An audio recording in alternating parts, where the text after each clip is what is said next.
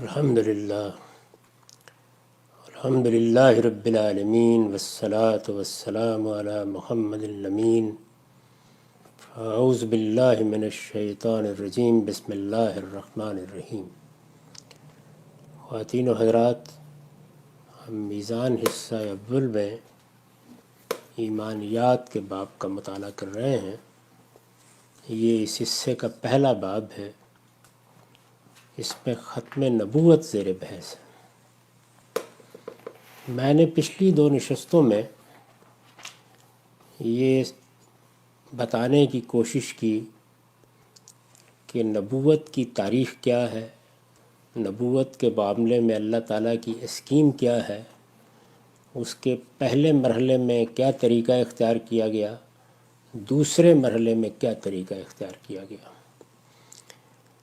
اس باب میں قرآن مجید کے نصوص بھی بیان کر دیے گئے تھے، یعنی اس طریقے کو خود اللہ تعالیٰ نے واضح کیا ہے۔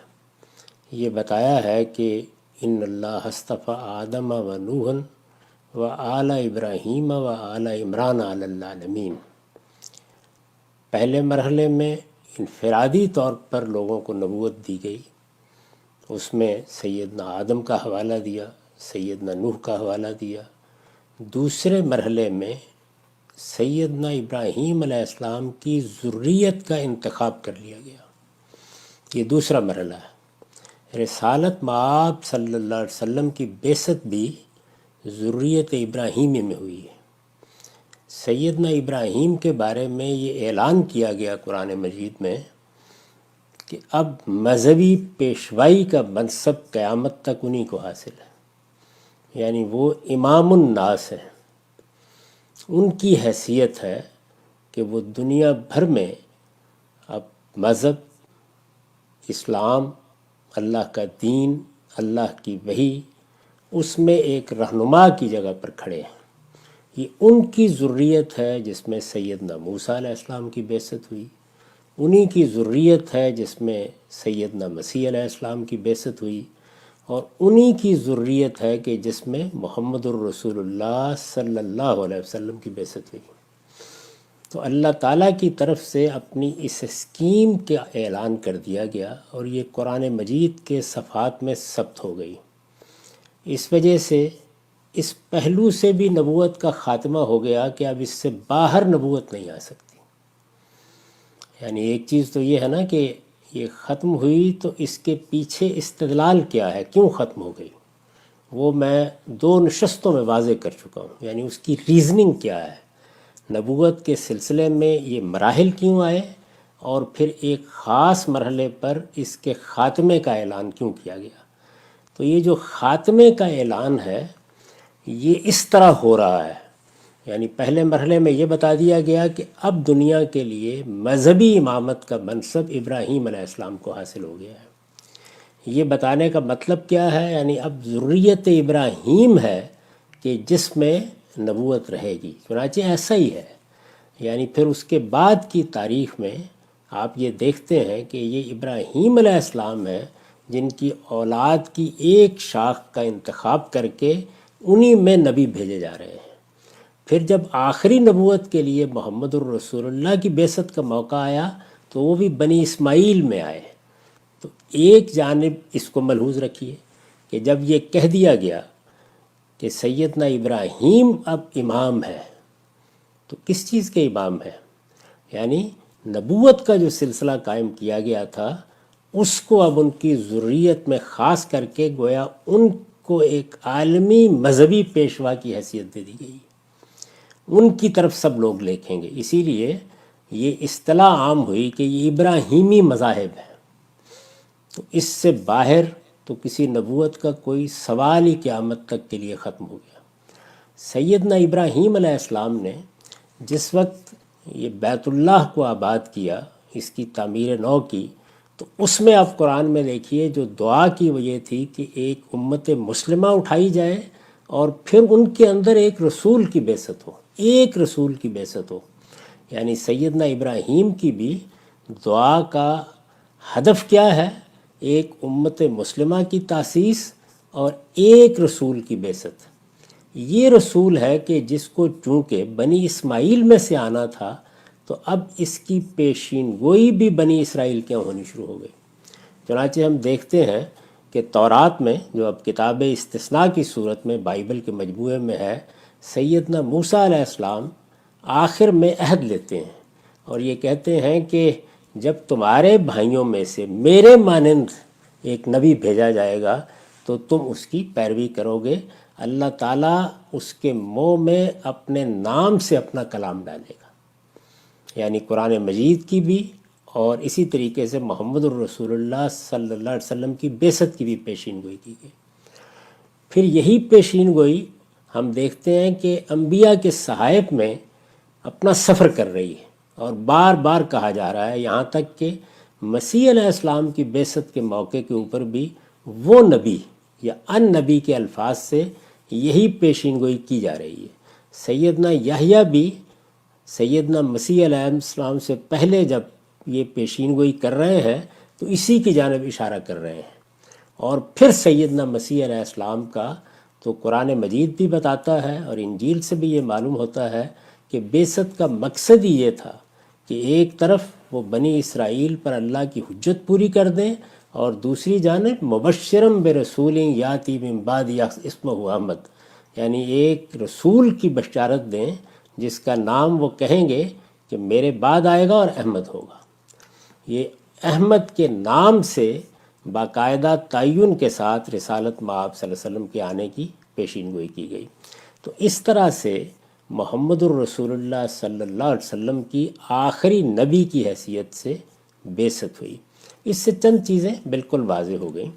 ایک یہ کہ پیغمبری کا یہ جو پورا سلسلہ تھا، اس کو بہرحال قیامت تک اولاد ابراہیمی میں رہنا تھا، اس لیے کہ اس کے بعد کسی مزید اسکیم کا اللہ تعالیٰ کی طرف سے اعلان نہیں کیا گیا۔ اللہ تعالیٰ نے جو طریقہ دوسرے مرحلے میں اختیار کیا اسی پر خاتمہ ہوا ہے محمد الرسول اللہ صلی اللہ علیہ وسلم کی بعثت کے ذریعے سے۔ دوسرے یہ کہ جو پیشین گوئی کی گئی وہ پیشین گوئی تعین کے ساتھ وہ نبی، آنے والا نبی، تمہارے بھائیوں میں سے میرے مانند ایک نبی، اس اسلوب میں کی گئی۔ سیدنا مسیح علیہ السلام جن کی طرف سے آخری حجت پوری ہوئی بنی اسرائیل پر، وہ مبشرم برسول یاتی من بعد اسمہ احمد ہو کر آئے۔ تو اس اہتمام کے ساتھ آخری پیغمبر کے لیے فضا ہموار کی گئی، اور قرآن مجید نے یہ کہا کہ صورتحال یہ تھی کہ علماء بنی اسرائیل میں سے ایک ایک قرآن کو پہچانتا تھا۔ اولم یکن لہم آیۃ یعلمہ علماء بنی اسرائیل یعرفونہ کما یعرفون ابناءہم، یعنی قرآن نازل ہوگا، وہ پیغمبر کے منہ سے نکلے گا، وہ اللہ کے نام پر پیش کیا جائے گا، یہ سب کچھ ایک اسٹیبلش مذہبی روایت کے طور پر پس منظر میں کھڑا ہوا۔ اتنا غیر معمولی اہتمام کر کے اس پوری اسکیم کو پایہ تکمیل تک پہنچایا گیا، اور تب محمد الرسول اللہ صلی اللہ علیہ وسلم کی بعثت ہوئی۔ جب یہ بعثت ہو گئی تو آپ یہ دیکھیے کہ اس میں پھر کیا کیا گیا، یعنی یہ بعثت ہوئی تو آپ قرآن مجید میں جگہ جگہ یہ دیکھیں گے کہ وہ جو امت مسلمہ ہے، یعنی وہ بنی اسماعیل، سیدنا ابراہیم علیہ السلام کی ذریت کی وہ شاخ جو اسماعیل علیہ السلام سے چلی، اب یہ کہا گیا کہ جس طرح اس سے پہلے بنی اسرائیل کو شہادت کا منصب دیا گیا تھا کہ وہ پیغمبروں کے دین کی گواہی دیں، یہی منصب اب تمہیں دیا گیا ہے، یعنی اب تم اس دعوت کے نقیب بن کر دنیا میں کھڑے ہو گئے۔ تو بنی اسماعیل سے اس کا عہد بھی لیا گیا، اس کے بارے میں انہیں تاریخ بھی سنائی گئی، اور پھر ان سے کہا گیا کہ اب قیامت تک یہ ذمہ داری تم پوری کرو گے۔ آپ یہ دیکھیے کہ سورہ بقرہ میں، سورہ حج کے آخر میں بالکل اسی طریقے سے یہ پوری تاریخ ان کے سامنے رکھی گئی ہے۔ ان سے کہا گیا کہ جاہدوا فی اللہ حق کا جہاد، بنی اسماعیل کے لوگوں تمہیں اب اس راہ میں یہ جد و جہد کرنی ہے۔ کیا جد و جہد؟ اللہ کا سچا دین لوگوں تک پہنچانے کی جد و جہد، یہ تمہیں کرنی ہے۔ تمہارا نام مسلمان رہے گا، یہ تمہارے باپ کا رکھا ہوا نام ہے، ملت ابیکم ابراہیم هو سمکم المسلمین من قبل وفی ھذا، یعنی اس سے پہلے بھی یہ نام انہی کا رکھا ہوا تھا، اور اس نئی بعثت کے بعد بھی تمہارا یہی نام جاری رہے گا۔ تمہیں کرنا کیا ہے؟ یہ اللہ کا آخری رسول تم پر دین کی گواہی دے گا، اور لِتَكُونُوا شُهَدَاءَ عَلَى النَّاسِ، اب باقی دنیا پر تمہیں دین کی گواہی دینی ہے۔ تو اس طرح اللہ تعالیٰ نے اپنی اس اسکیم ہی سے واضح کرنا شروع کر دیا کہ اب کسی نبوت کا کوئی امکان نہیں۔ یعنی پہلے مرحلے میں نبوت ذریت ابراہیم کے لیے خاص ہے، ابراہیم اب قیامت تک کے لیے مذہب کے پیشوا ہیں، امام ہیں پوری دنیا میں۔ انہی کی ذریت میں پہلے بھی پیغمبر آئے، آخری پیغمبر کی بعثت بھی انہی میں ہوئی۔ انہی کی دعا ہے جو رسالت بآپ صلی اللہ علیہ وسلم کے حق میں پوری ہوئی۔ سیدنا مسیح علیہ السلام جو انہی کی ذریت میں سے بنی اسرائیل پر حجت تمام کر رہے ہیں، وہ آخری پیغمبر کی بشارت بھی دے رہے ہیں۔ ہوئی پہلو آمنہ سے ہویدا، دعائے خلیل و نوید مسیحا۔ تو یہ جو ساری صورتحال ہے، یہ گویا انگلی اٹھا کر بتا رہی ہے کہ اب معاملہ ختم ہو رہا ہے۔ ساری کی ساری توجہات کا ارتکاز کس پر ہے؟ محمد الرسول اللہ صلی اللہ علیہ وسلم پر۔ اور جب آپ کی بعثت ہو گئی تو آگے کا پروگرام بھی بتا دیا گیا کہ آگے اب کسی پیغمبر نے آ کے دعوت نہیں دینی، آگے اب نبوت کا کوئی اور مرحلہ شروع نہیں ہونا، بلکہ یہ پیغمبر یعنی آخری پیغمبر یہ تم پر خدا کے دین کی گواہی دیں گے۔ یعنی اللہ کا آخری رسول تم پر شہادت دے گا، اور تم اب باقی دنیا کے لیے گواہ بن کے اٹھو گے۔ اسی اسلوب میں یہ لفظ اختیار کیا گیا کہ تم ایک امت وسط ہو، جعلناکم امۃ وسطا لتکونوا شہداء علی الناس ویکون الرسول علیکم شہیدا۔ امت وسط یعنی گویا رسولوں کی ساری دعوت پیچھے ہو گئی، اللہ کا آخری پیغمبر آ گیا، آگے ساری قیامت تک دنیا ہے، درمیان میں تم کھڑے ہو۔ تو بنی اسماعیل ہیں جن کو گویا قیامت تک کے لیے اس منصب پر کھڑا کیا گیا ہے۔ تو اللہ تعالیٰ کی یہ اسکیم بھی گویا یہ بتا رہی ہے کہ اب معاملہ ختم ہوا، کوئی اور مرحلہ نبوت کا نہیں آنا۔ پیغمبروں کی پیشین گوئیاں، سیدنا ابراہیم علیہ السلام کی دعا، سیدنا اسماعیل علیہ السلام کا مکے میں آباد کرنا، بیت اللہ کو توحید کا مرکز قرار دینا، ان کی نسل میں رسالت مآب صلی اللہ علیہ وسلم کی بعثت، سیدنا مسیح علیہ السلام کی آخری پیشین گوئی، اپنے آپ کو اس جگہ پر کھڑا کرنا کہ میں تو اصل میں خدا کی اس بادشاہی کی بشارت دینے آیا ہوں جو اب قیامت تک کے لیے قائم ہونے والی ہے۔ اور پھر اس کے بعد بنی اسماعیل کے بارے میں اللہ تعالیٰ کا یہ اعلان کہ اب تم ایک امت وسط ہو، اب انسانوں کے اور خدا کے پیغمبروں کے درمیان تم کھڑے ہو اور کوئی آ کر کھڑا نہیں ہوگا۔ یہ سب کچھ جس چیز کو واضح کر رہا تھا وہ یہی چیز تھی کہ یہ آخری نبوت ہے۔ چنانچہ رسالت پاک صلی اللہ علیہ وسلم کی جب بعثت ہوئی تو صحابہ کرام کو ایک لمحے کے لیے بھی کبھی یہ خیال نہیں ہوا کہ اب یہ سلسلہ جاری رہے گا۔ مسلمان امت نے بھی اس کو ایک اسٹیبلش ٹریڈیشن کے طور پر آگے منتقل کیا، اور اس وقت بھی اسی حیثیت سے اس کو لیا۔ گویا ساری کی ساری مذہبیت اور مذہبی روایت اور خدا کے الہام کا ارتکاز جس شخصیت پر تھا وہ محمد الرسول اللہ صلی اللہ علیہ وسلم کی شخصیت تھی، اور آپ کے بعد گویا وہ امت وسط یعنی وہ بنی اسماعیل یا ذریت ابراہیم جس کو اب توحید کے اس مرکز کو آباد بھی رکھنا ہے اور قیامت تک اللہ کے دین کی گواہی بھی دینی ہے۔ تو یہ میں نے اس پس منظر کی طرف اشارہ کیا کہ جو اس کا بھی محتاج نہیں تھا کہ کوئی باقاعدہ اعلان کیا جائے، گویا ہر چیز انگلی اٹھا کے بتا رہی تھی کہ خدا کی نبوت کے معاملے میں اسکیم کیا ہے، اور اب یہ شخصی نبوت ختم ہو رہی ہے، یعنی اس کے بعد اب کوئی نہیں آئے گا۔ یہ وہ پس منظر ہے جس میں اب آگے کی چند سطریں آپ سنیں گے۔ اس کو ابتدا سے میں پڑھ رہا ہوں۔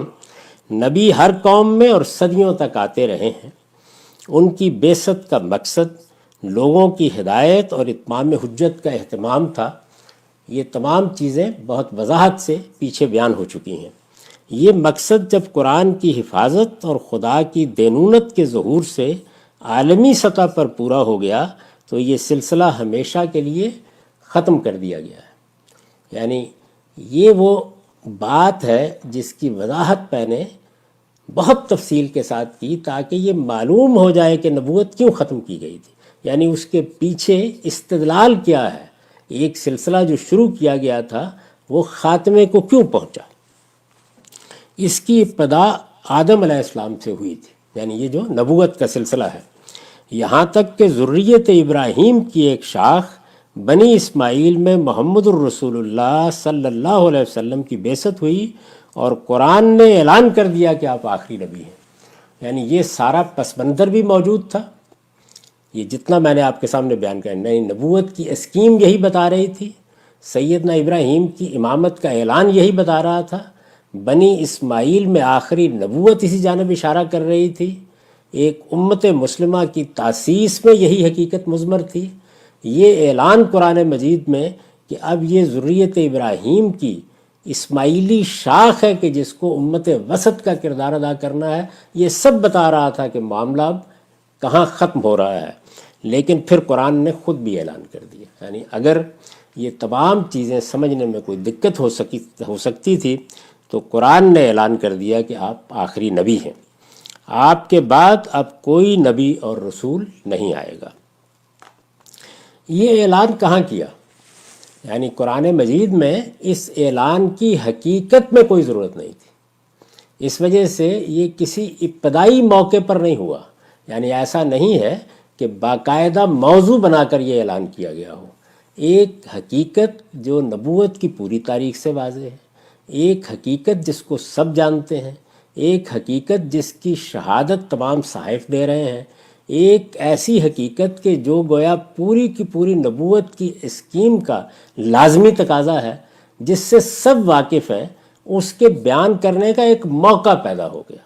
تو قرآن مجید نے اس وقت اس کو بیان کیا ہے اور اس طرح گویا بتا دیا کہ جو اسکیم تم سمجھ رہے ہو وہی اللہ کی اسکیم ہے، اور اس کے تحت اب یہ بات ہر شخص پر واضح ہونی چاہیے کہ اللہ کے آخری پیغمبر کی حیثیت اس زمین پر صرف محمد الرسول اللہ صلی اللہ علیہ وسلم کو حاصل ہے۔ یہ بات اگرچہ انبیاء علیہم السلام کی پیشین گوئیوں سے بھی واضح تھی، لیکن قرآن میں اس کے ذکر کا موقع اس وقت پیدا ہوا جب اللہ تعالیٰ نے آپ کو زید رضی اللہ عنہ کی مطلقہ سے شادی کرنے کا حکم دیا۔ یعنی موقع کیسے پیدا ہوا؟ سیدنا زید نے، جو رسالت مآب صلی اللہ علیہ وسلم کے عزیز دوست بھی، آپ کے ساتھ محبت کے ایک تعلق میں بھی بندھے ہوئے، آپ کے آزاد کردہ غلام بھی، انہوں نے اپنی اہلیہ سیدہ زینب کو طلاق دینے کا فیصلہ کر لیا۔ اس سارے معاملے کا چونکہ ایک بڑا غیر معمولی پس منظر تھا، یعنی ایک آزاد کردہ غلام سے بنی ہاشم کی ایک شریف زادی کی شادی کرائی گئی تھی۔ رسالت مآب صلی اللہ علیہ وسلم ایک بڑی اصلاح چاہتے تھے، یعنی غلاموں کا مرتبہ بلند ہو، جب انہیں آزاد کر دیا جائے تو ان کے ماضی سے قطع نظر کر کے ان کو وہ حیثیت دی جائے جو اللہ چاہتا ہے کہ اس کے بندوں کو دی جائے۔ تو غلامی کو جس طرح کے اسلام میں ختم کیا گیا، اس کے بارے میں کئی مرتبہ عرض کر چکا ہوں کہ اس کا ایک پہلو تو یہ تھا کہ اب جنگوں میں لوگوں کو پکڑ کر غلام بنانے کے طریقے پر پابندی لگا دی گئی، اور دوسری جانب جو غلام موجود تھے ان کی آزادی کی تحریک چلائی گئی، لوگوں کو ترغیب دی گئی، فک و رقبہ، گردنیں چھڑاؤ، یہ تعبیر اختیار کر کے لوگوں کو بتایا گیا کہ یہ غلامی ختم ہونی چاہیے، ان کو آزادی ملنی چاہیے۔ تو رسالت مآب صلی اللہ علیہ وسلم نے بھی ان کو آزاد کر دیا تھا، اور اگرچہ آزاد کر دیا تھا لیکن یہ جانتے ہیں آپ کے معاشرتی لحاظ سے جب ایک شخص کا ایک اسٹیٹس طے ہو جائے تو بہت مشکل ہوتا ہے کہ آپ اسے تبدیل کریں۔ رسالت مآب صلی اللہ علیہ وسلم نے یہ چاہا کہ یہ تبدیل ہو، چنانچہ اپنی ہی ایک کزن کہیے یا اپنی ایک پھوپھی زاد بہن، اس کی شادی ان کے ساتھ کرائی۔ یہ شادی ہوئی لیکن کامیاب نہیں ہو سکی، یعنی یہ اپنے اس ذہنی تاثر سے نکل نہیں سکے۔ چنانچہ قرآن مجید کے اشارات سے بالکل واضح ہو جاتا ہے جب سورہ احزاب میں ہم اس واقعے کو پڑھتے ہیں کہ یہ مقاربت کے لیے بھی تیار نہیں ہو سکے، یہاں تک کہ ان کو وہ داغ اپنے سینے پر لینا پڑا کہ اب یہ ان کو چھوڑ دیں۔ رسالت مآب صلی اللہ علیہ وسلم کے دین کے لیے، آپ کی دعوت کے لیے جن خواتین نے خاص طور پر قربانیاں دی ہیں، قرآن مجید نے یہ بتایا ہے کہ اگر وہ آپ کے خاندان کی خواتین ہیں، انہوں نے آپ کے ساتھ ہجرت کی ہے یا دین کی دعوت کے لیے مشقت اٹھائی ہے یا کسی حادثے سے گزری ہیں، تو ان کی تالیف قلب کے لیے آپ ہی سے تقاضا کیا گیا کہ آپ ان کے ساتھ شادی کریں۔ تو سیدہ زینب کے معاملے میں بھی اللہ تعالیٰ نے یہ فیصلہ سنا دیا۔ یہ فیصلہ قرآن مجید میں نقل ہوا ہے۔ اب ظاہر ہے کہ یہ منہ بولے بیٹے بھی سمجھے جاتے تھے، اور عرب میں یہ چیز کسی کے تصور میں بھی نہیں آ سکتی تھی کہ منہ بولے بیٹے کی متعلقہ سے شادی ہو سکتی ہے، یعنی اس کو گویا بہو کے درجے ہی میں رکھا جاتا تھا۔ یہ صورتحال تھی، یعنی ایک پروپیگنڈے کی فضا۔ رسالت مآب صلی اللہ علیہ وسلم کے معاملے میں لوگ کیا کیا بات نہیں کریں گے، جس میں آپ کی طبیعت پر بھی یہ اثر تھا کہ مجھے اس آزمائش سے بچا لیا جائے اور یہ ذمہ داری مجھ پر نہ ڈالی جائے۔ تو آپ اگر اس مقام کو سورہ احزاب میں نکال کے پڑھیں تو وہاں اللہ تعالیٰ نے یہ بتا دیا کہ پیغمبر کے اوپر جب کوئی ذمہ داری ڈال دی جائے تو اس کا کام یہی ہے کہ جو کچھ اس کے لیے مقسوم ہے اس کے لحاظ سے اللہ کے حکم کی پیروی کرے۔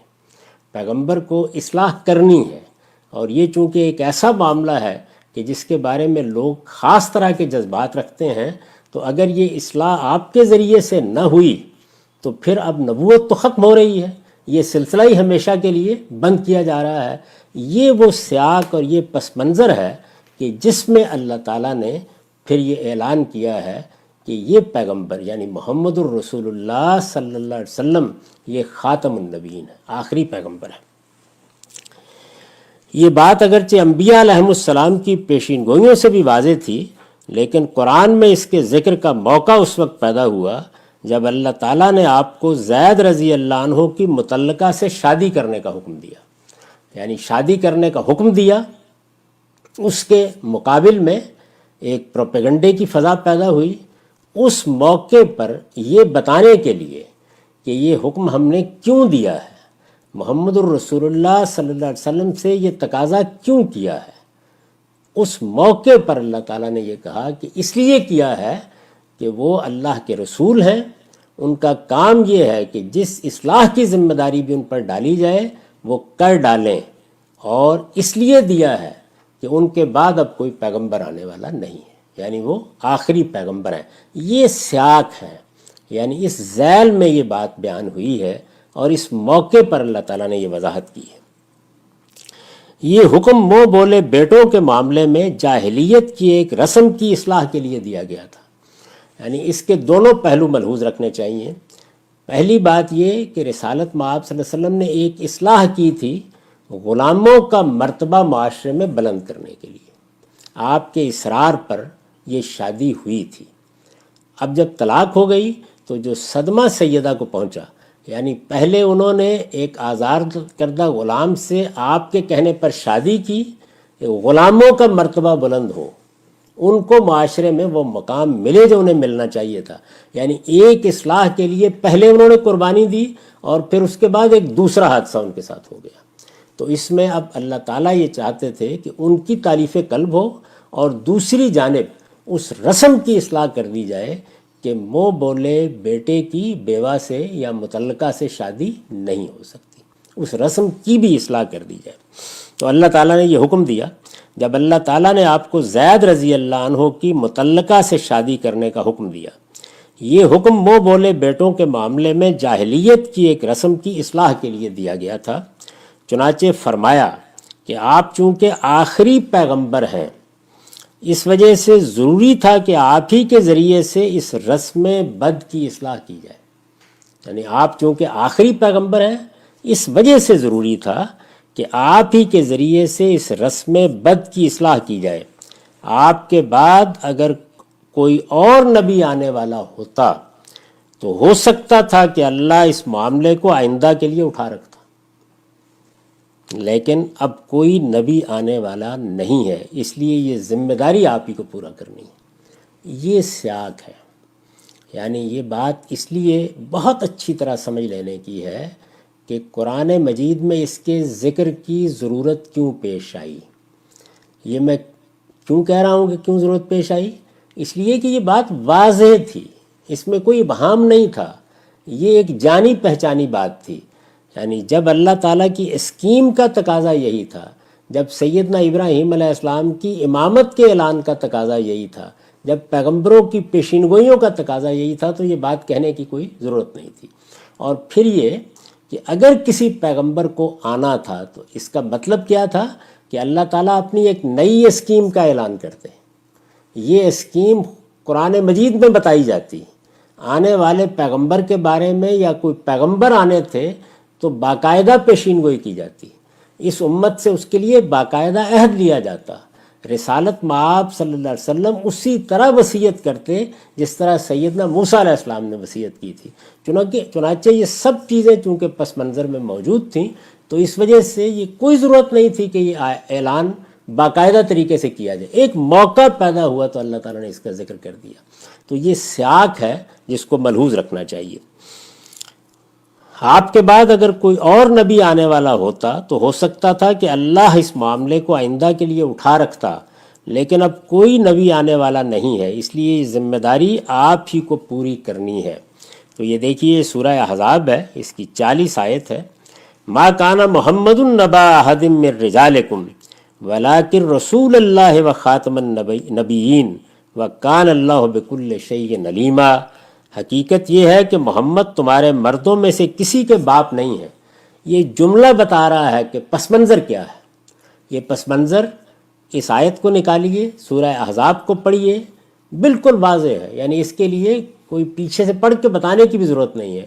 اگر رواں سورہ احزاب کو پڑھا جا رہا ہوگا تو وہ سارا قصہ بیان ہو گیا ہے کہ کس طرح سے حضرت زید کو یہ ہدایت کی گئی، رسالت میں آپ صلی اللہ علیہ وسلم کو کیا تردد تھا، آپ سے کس طرح یہ کہا گیا کہ یہ آپ کی پیغمبرانہ ذمہ داری ہے، اس کو ہر حال میں آپ کو پورا کرنا ہے۔ اب چونکہ کہا یہ جا رہا تھا کہ یہ منہ بولے بیٹے ہیں، یعنی ساری بات یہ تھی، تو پہلا جملہ دیکھیے کیا ہے، حقیقت یہ ہے کہ محمد تمہارے مردوں میں سے کسی کے باپ نہیں ہے، یعنی پہلی بات ہی یہ کہی گئی ہے۔